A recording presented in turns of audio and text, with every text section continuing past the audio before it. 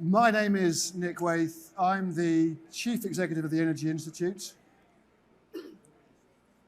And I'm really excited about this next session. We're going to be talking about the Sustainable Markets Initiative. And I'm delighted to introduce a really fantastic panel.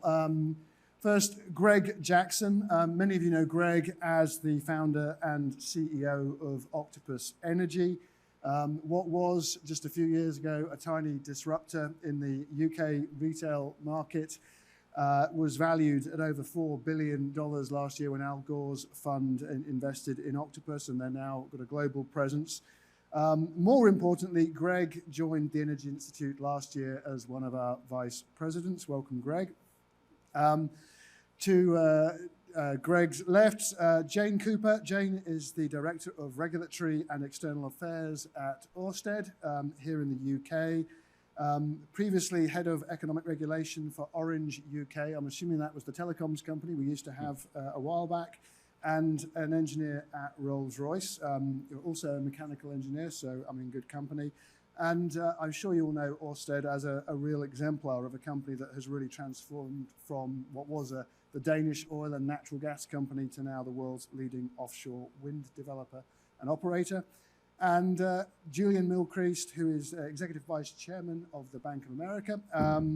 Julian has been with Bank of America since 2010 and leads the firm's energy and power team after 19 years with Citigroup. And then in 2017, he took on leadership of the global natural resources team. Julian has led too many large oil and gas transactions to mention. I would be here all day, but many of you will know that he led the Shell BG transaction, I think in 2014.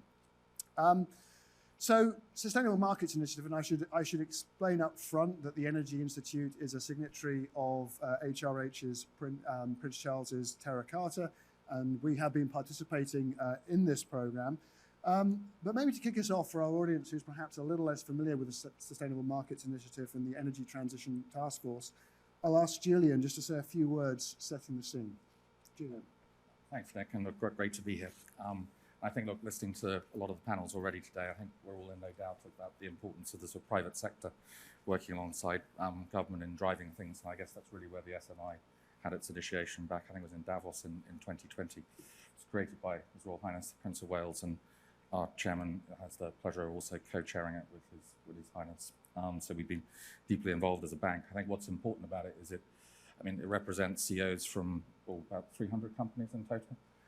But I think the relevant bit is it's been organised now with a focus initially on COP, but given the successes coming into that in Glasgow more broadly, having some sort of 29, 30 industry roundtables, about 19, 20 specific task forces. And I think that the way we certainly look at it is it's an important part of not being a think tank, but being a do-tank, as was said in one of the sort of recent steering committees at the SMI. So, and look, concrete stuff, I mean, we're all involved in one work stream, which is led by Bernard Looney on the energy transition. But I think you look back at, say, in aviation, there's been commitments from several members on sustainable aviation fuel. I think 28 companies signed up from the SMI to demand and supply commitments on hydrogen. We're working on another one, which is trying to work with multilateral development banks to support what we're doing and partner with them as well. So lots of stuff going on, but today is on the energy transition. Fantastic. Well, thank you for that, Julian. And we'll be exploring within the energy transition 3 work streams that are ongoing at the moment. One about customers, one about the pace of renewables deployment, and one about greening. So let's start with customers. And Greg, you've been leading that piece of work. Can you talk about the importance of customers in delivering net zero? Yeah, it's interesting that question has to be asked, isn't it? Because I think in most industries, you wouldn't even ask the question. And yet, towards the end of the last panel, the discussion about the demand side, it's incredible when you come from outside energy to hear customers talked as the demand side. Because I think in most industries, they grew up around the needs of consumers and customers. And I think in energy, it's probably more important now than it's ever been, certainly since the Industrial Revolution. Because fundamentally, the transition to a clean energy system is one which could be hugely beneficial for customers around the world. customers in wealthy countries can live in a cleaner urban environment, a quieter one, one without the pollution and the noise that we've all grown up with. And customers in developing countries can actually grow up with access to clean energy reliably and consistently when they've never really had access to energy at all. A great example for me was working with an Indian company on very, very large solar generation. And of course, people in rich countries worry about solar. They say, what do you do when the sun's not shining?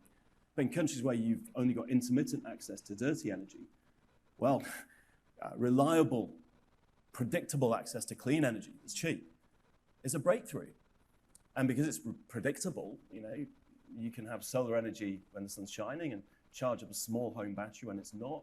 You can live a dramatically better life.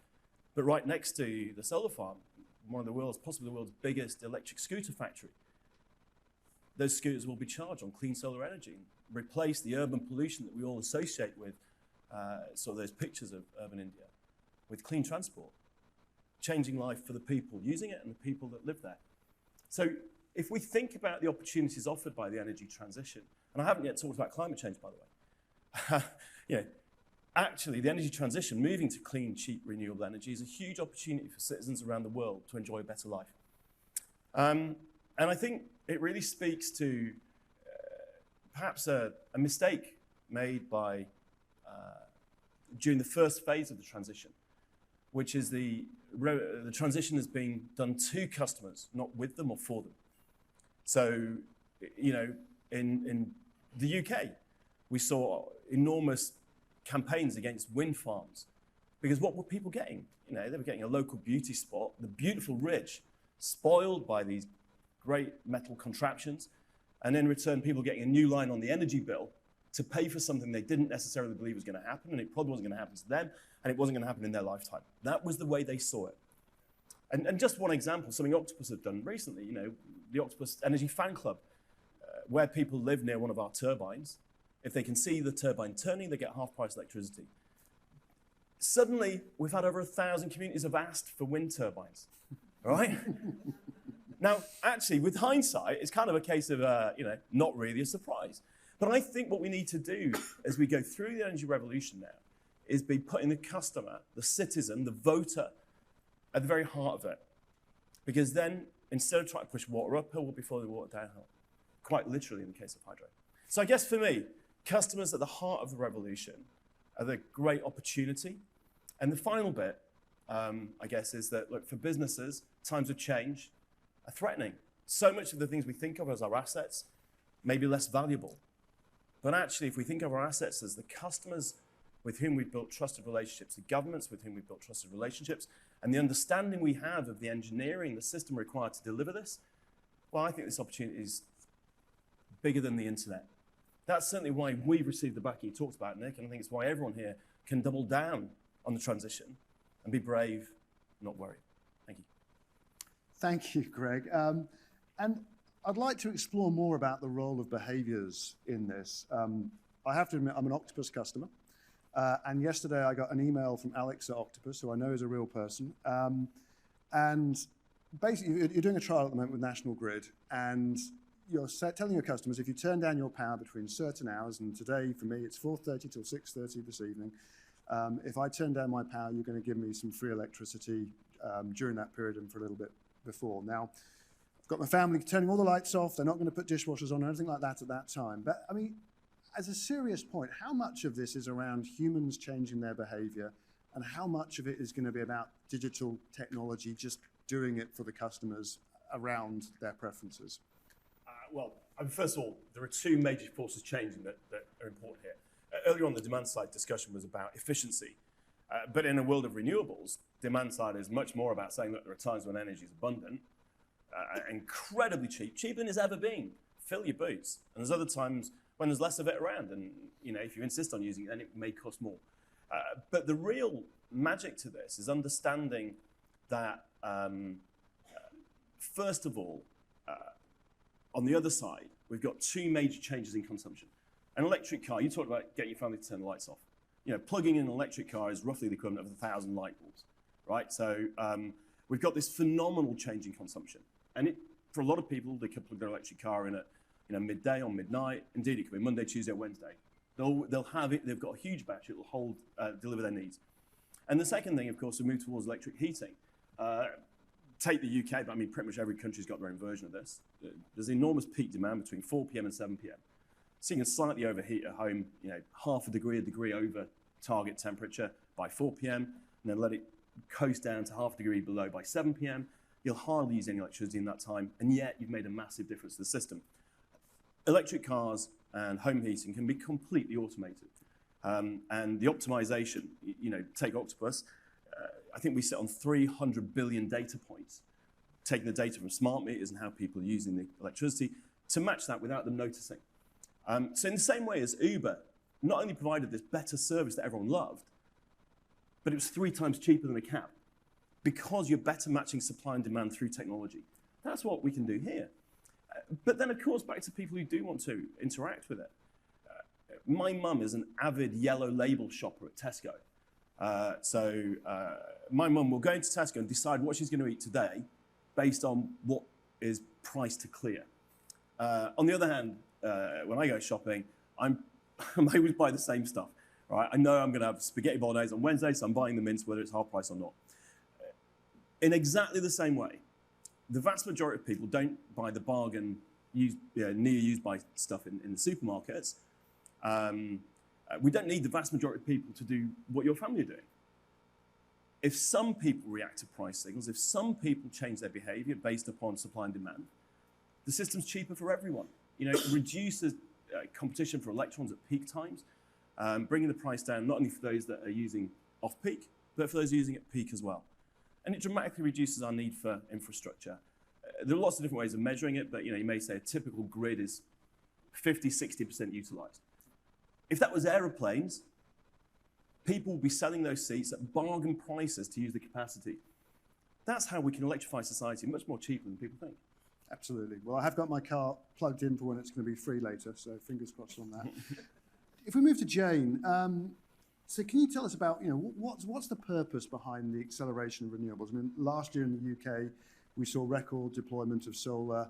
The UK has become the largest offshore wind country in the world. Renewables are growing faster than any other form of energy. So what's the reason for having a task force work stream focused on accelerating that deployment? Okay, so thank you, Nick. Thank you, Greg. Greg, I would say from my experience of working at Orange as a mobile operator, we notice exactly the same. So we also, to avoid the need for more and more infrastructure, we also put bargain 50p an hour at 6 till 7. So it's exactly the same point. So there's a lot of lessons to be learned in that collaboration. I think that's what we're looking at now, is collaborating across different sectors. So coming to the task force, so we're leading on, Ørsted is leading on the PACE work stream, and Louise mentioned earlier about the accelerating and the need for collaboration. So really, these are some of the areas that we've really been looking at. We've got 3 main work streams to make it a bit techie and a bit more sort of work-like. We've got access to the grid, which is actually exactly your point about if you can't access the grid, if you can't fit solar onshore, offshore into the grid and get the power out there, we're not really going anywhere.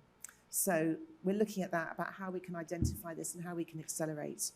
The consenting regime, that's another real challenge. And this is we have to do it in harmony with the environment. We're trying to create a cleaner investment, but actually there's a number of challenges. There's challenges in the North Sea. The last panel was talking about it with some of the areas there. There's the environmental side. So I think we have to look about how we can work together to actually deliver the best solution. And the other area is really about the framework for stable investment. How are we going to bring forward investment and build in, for countries? How are we going to invest in infrastructure, and how are we going to deliver that? So I think those are the areas that we're really looking at the moment. And there's been some really good discussion. It's been really good to actually join together under this initiative and see how we can kind of work together across a more global area. It's been quite been quite exciting. Absolutely, and I've enjoyed being part of that. And Jane, so far, what would you say are sort of some of the insights that have been drawn from that work? Where you talked about grid. I know that here in the UK, that's one of the big constraints around offshore wind. Are there other areas where you think as a task force work stream you can make some real impact? I think it's been one of the first areas, I think, that really as sectors, and I know this was being spoken about a lot in the last panel, where we've really had to come together, where we've really been encouraged to come together across different sectors, particularly oil and gas and renewables. And we are coming together, we are merging and we are collaborating. And I think that that's been actually really helpful and really, really interesting to see things from the other sector's point of view. There's a lot of challenges around grid connection for offshore renewables and for some of the onshore renewables. And I suspect that's been a little bit surprising for people because so far it's all been centralised, all the grid connections, all the big power lumps are in the middle of the country, certainly in the UK. When you go to the edges of the UK, I work for an offshore wind developer, but when you go to the edges, that's a real challenge about how we're going to bring the power from the edges to the centre. So I think that those things are where we have to learn from each other and work together to kind of get to a better solution, working with government as well, actually. Absolutely. And I'm thinking back to the session this morning with Andy Lane from BP talking about the CCUS projects. I guess through time there may be some insights from this piece of work that would be very applicable into CCUS, hydrogen, and that whole sort of integrated energy system. That's right. And actually, I know that there's also a hydrogen SMI as well. They seem to proliferate in. There's a fashion one as well, I understand, isn't there? Absolutely, there is a fashion They've not invited us to that one, have they? They haven't asked they? for my expertise on that one yet. So maybe we'll go to Julian if we can now. And Julian, you're talking about the greening work stream. Can you tell our audience, what do you mean by greening? What is greening? I think it's really taking a step back, Nick, and saying, look, when you think about finance, I mean, I'm going to simplify this a little bit, but I think if there are good green projects, finance is available. You look at our own sort of $1 trillion commitment we've made as Bank of America, other banks similar. I think that finance is available and will flow. And look, you can say, hey, look, there's been a bit of a bubble bursting on the ESG side with re-rating downwards of prices of some listed companies recently in the renewable space, but I'd liken that to the sort of tech bubbles bursting we've had over the last sort of 10, 15 years. But there's just a secular trend which is just unstoppable. So I think money will continue to flow. And I think, look, it's equally clear when you think about coal, it's a matter of how and when, not if, in terms of finance being less available there. So I think the greening, and it's also not just been greening, it's also been decarbonising, and how do you actually say, look, if it's clear that there's a huge amount of money flowing to what is green, money switching off slowly from what is coal and carbon, you're still left with a very big brown middle, as I would call it, in terms of a lot of companies who all, I think, have a role to play in the transition. And from the earlier panel, it's like, look, we've not only got to green the new system, we've got to decarbonize the old system. And so I think, long way of coming to your real question, Nick, which is what's the sort of logic of focusing on what is greening and what's enough of a pace of greening, which is sort of spending more of your capital as a oil and gas company, building that next new energy system. What is enough decarbonisation and at what pace, and what pace is enough and by when? And say, look, how do we actually, with a finance hat on, then say, look, how do you reward those companies with ongoing full access to capital, and how do we shift our balance sheets? And I think, look, you've already seen some banks, and we're going to be following shortly, putting a glide path for how we're going to manage our own emission intensity down between now and 2030. And that's great. And I think that's crystal clear, and that's going to happen. And you'll see everybody, to my earlier point, ramping up. We're going to be all in terms of green finance. We're also trying to work with clients that are part of the supply chain to say, look, it's something you need to care about because you're going to be part of driving scope 3 for everybody, including us as a bank. But you still come back and say, well, within that big glide path, going from where we are now down by a certain percent by 2030, how do you make choices between those clients you remain all in for, those you're less all in for? And that's really where I think the conversations go on. How do you define greening and what's fast enough? How much is that? And how do you define the sort of decarbonising and the pace of decarbonisation that is enough to say we as banks stay fully engaged? Sure. And I mean, we've got credit rating agencies. You know, S&P spoke earlier in the week. You know, so, and they look at ESG factors. They look at carbon. There are systems such as SBTI, CDP. What's the gap that you're specifically trying to fill with this that's not being served by those existing mechanisms? Yeah, I mean, look, it's something I think we still have to test, and you know, because you've been part of the discussions, I think there's no point creating something that already exists, and maybe part of what comes out of the work over the next few months is something which partners with some of those agencies otherwise. But I think where's the gap? The gap is, I think, a lot of the conversations are gathering data without any sort of subjectivity, right? So there's people filling lots of forms in, putting lots of data in, and out comes a rating. Second, I think there is not enough, in my view at least, sort of forward view and weight to the pace at which people are moving and the forward direction of movement. And then look, to be frank, I mean, again, you've heard me say this in some of our workshop conversations. I mean, if you look at the three big rating agencies, the correlation that they typically give for a financial rating for a company, they're not the same, but they're pretty close, right? If you look at the 10 ESG providers, you know, the correlation between those guys on a single company is about 60%, which means not much correlation, versus about 90% plus for the financial rating agency. So, look, I think there's an opportunity to just do it better, and that will then, I think, serve everybody better. And if I was sitting in the audience, I might be asking myself, well, you know, this sounds like the industry getting together to create its own scorecard. And of course, we all know when we create our own scorecard, we get lots of ticks and green marks and 10s out of 10. So, I mean, what can this workstream do under the task force to demonstrate that this is a genuine, independent sort of measure of decarbonisation of those companies? Look, I think it's worthless unless it has that independent imprimatur, right? And I think, look, part of it is, again, you look in those workshops we've been having, it's part of what Jane touched on there, collaborative. You've got people in there from banks, from asset managers, from producers, yes, carbon producers, steel companies, but also renewable energy companies as well. So, but look, I think what matters is to define where there's something that's maybe useful, and then if it is useful, frankly, this is a decision ahead, right? But it's for the SMI to say, look, this is something that's valuable to both the producers and consumers in the hard-to-abate sectors and the asset managers and banks. And if it is, then hand it over to someone who can give it that independent imprimatur, probably. So. Absolutely. Well, you know, that's a really helpful snapshot of the three work streams under the energy transition. We've heard about some of the adjacent task forces as well. And clearly all of this is about industry working together, collaborating under the convening power of His Royal Highness Prince Charles SMI. Let's open it up for some questions from the audience. So we've had quite a broad range of conversation from customers through to renewables, through to greening. Any questions coming in from the audience?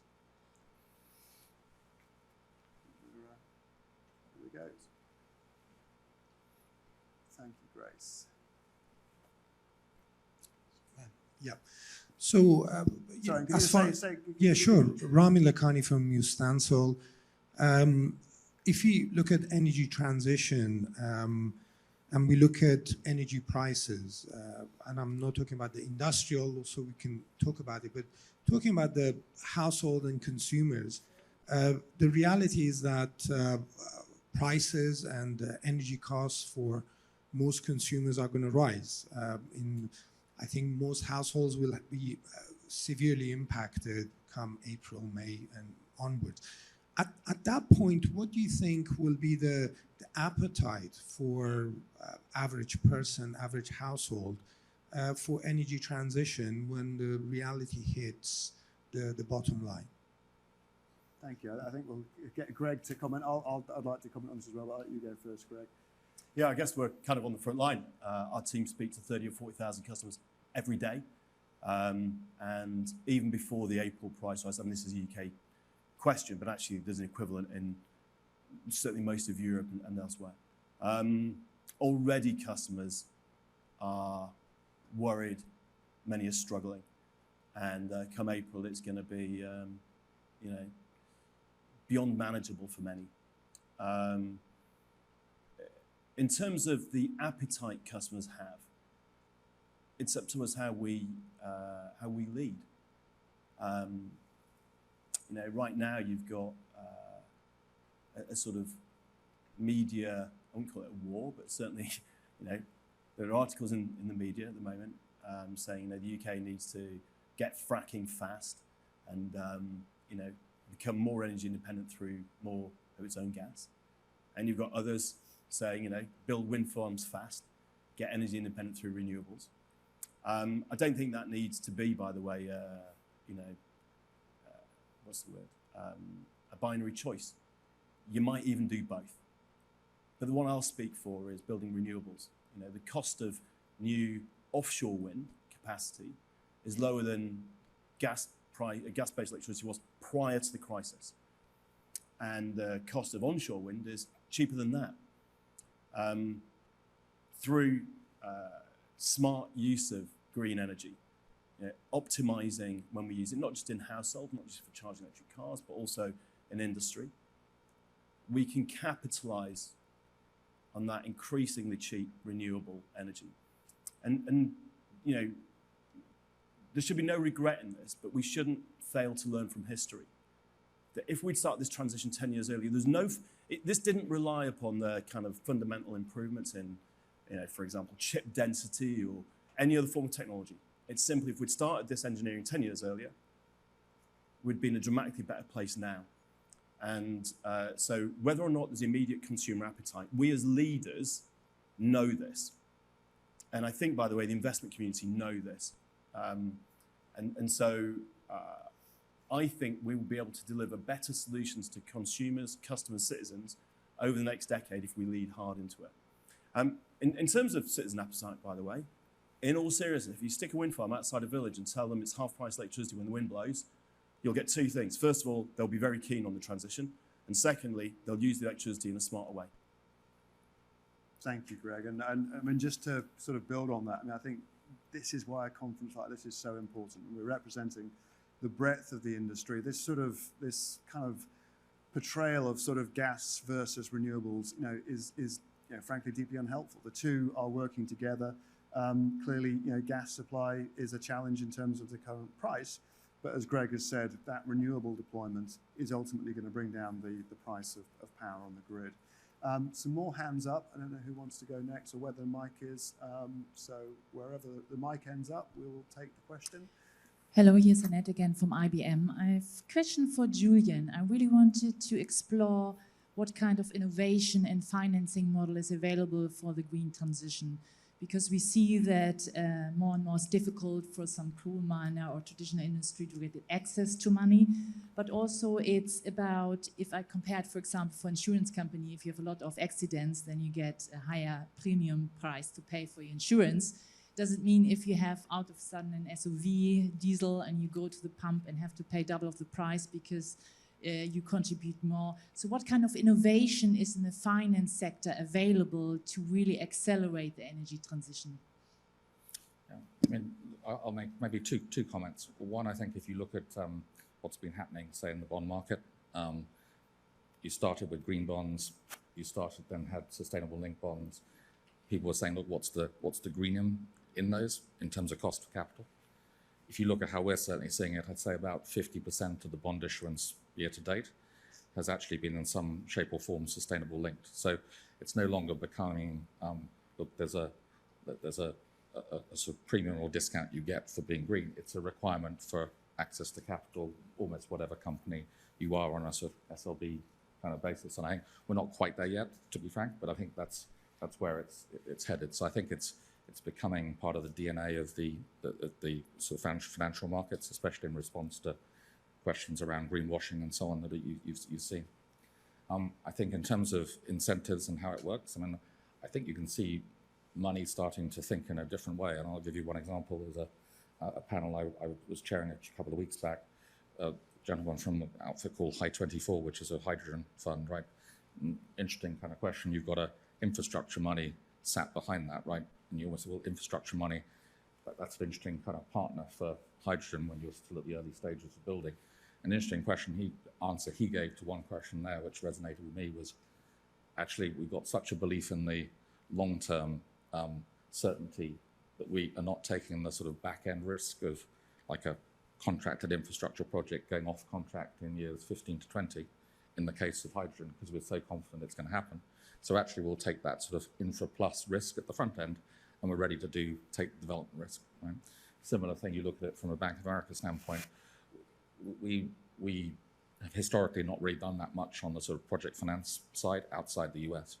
But we're now funding on a sort of 15-year plus basis selectively projects if they are part of the green transition, because if we're going to have that $1 trillion capital commitment out there, we need to actually deploy capital not through our distribution channels, but direct and longer term to make things happen. So I think you're starting to see the shift that you're asking around happening, not just on pricing, but just on how people are thinking about deployment of capital, both equity and our own balance sheet. Thank you, Julian. I'm going to bring Jane back in before we go back to the audience. And we heard Patrick Pouyanné talk very powerfully this morning about Total Energy's UK position and how both the oil and gas and the renewable side. And you mentioned the power of having renewable companies and oil and gas companies working together through this task force. I mean, there's sometimes a bit of a narrative out there that renewable companies don't want to learn from oil and gas. They don't want to take people from oil and gas. They don't want to sort of, in their words, kind of be tarred with that brush. In your experience working for a company that's been on both sides and is now, very much on the renewable side, how do you view that, and what do you see in terms of the sort of the elements of workforce coming through this task force? So I've heard that as well, and I think coming from my background, I was quite surprised how parochial all these different energy worlds are. To me, I've come from a telecoms, an engineering background. You go in and then you might go and work for somebody else. It might be fixed line, it might be mobile, it might be, but there was none of this. It was a real eye-opener for me coming into energy world. And am I allowed to say all that? And actually, I think it's really shifting. That's what I think. I think that actually it's opening up, it's shifting, we have to move. I think it's fantastic to see a lot of discussion about skills, about transition of people, about the oil and gas sector, about how it's going to be decarbonised, how we're going to work together. It has to be done together. We have to have systems that work together. You've already mentioned before about the gas and the renewables. We've got new competitors, we've got new collaborators. I think it's just our new world, and actually it's really sensible. And I think I work with a number of people that have come from the oil and gas background. And in most of the jobs I've done over my career, I've worked with people with very different backgrounds. I've never worked with one very sort of, one sector. And I think that's what we're seeing. So I'm celebrating it. I think it's great. I think there's lots more opportunities. It's becoming like a real world where we kind of shuffle between companies. It's going to be tough. Yeah. There's a lot of renewables coming. There is going to be a demand for talent. There's going to be a lot of opportunities. Yeah, so absolutely. And it's fantastic to see. I saw in my former role at BP, just the power of taking somebody from the upstream. Leader is here in the audience. Stealing people from her organisation to bring into the renewables business made such a difference. And we've got to remember we've got decades and decades of knowledge that is really transferable. Let's go back to the audience. I can see a question over there, and then we'll come to you. I think Francis, if my eyesight is serving you right afterwards. Sure. Hi. Thanks very much. I'm Todd Gillespie. I'm a reporter at Bloomberg News. Just a question for Julian in particular. Quite simply, sort of, have you cut off any clients that don't have a Paris-aligned transition plan? And do you plan to do so? When does that deadline come into place for you guys in terms of dealing with your clients? And then sort of jointly with that, sort of what levers are you pulling to compel clients to transition in the terms that we need under the Paris Agreement? Yeah, look, I think to start with your first question, I think, look, we've been very clear from top of house that we're not, don't see it as right to switch capital off if people are transitioning. So I think that's why the earlier part of this conversation was was relevant when I was talking about greening and decarbonising, because I think from our perspective, we want to work with our clients to help them transition. Now, I think to quote our CEO, look, if people are climate deniers and are doing nothing to transition or decarbonise at pace, that's a different question. And look, to your specific question, have we taken action? If I look at, because I'm responsible historically for our mining portfolio as well, you look at what we were doing in the coal sector 10 years ago to what we are doing now. I mean, massive switching off of that capital. We're not completely out, but it's a major shift. So I think you're seeing that moving, has already moved at pace. And I think the way you're going to see that evolve is, to my comment earlier, of us and other banks putting transition pathways out in terms of our own glide path of emissions intensity.